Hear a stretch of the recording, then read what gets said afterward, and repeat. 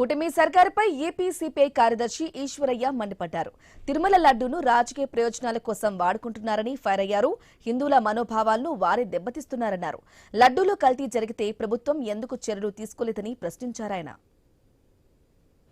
హిందువుల మనోభావాలన్నిటిని కూడా మీరే పాలక వర్గాలుగా దెబ్బతీస్తా ఉన్నారు.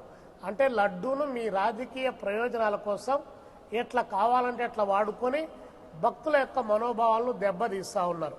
దీన్ని భారత కమ్యూనిస్ట్ పార్టీ సిపిఐగా ఏ రాజకీయ పార్టీ ఇలా చేసినా కూడా అది టీడీపీ కావచ్చు, వైసీపీ కావచ్చు, లేదా జనసేన కావచ్చు, బీజేపీ కావచ్చు, ఎవరు చేసినా కూడా ఇది తప్పేనని చెప్పి భారత కమ్యూనిస్ట్ పార్టీ సిపిఐగా మేము భావిస్తూ ఉన్నాం.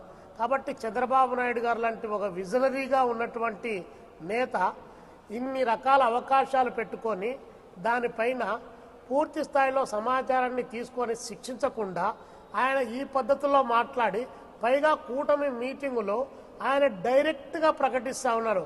ఏమండి, హిందువుల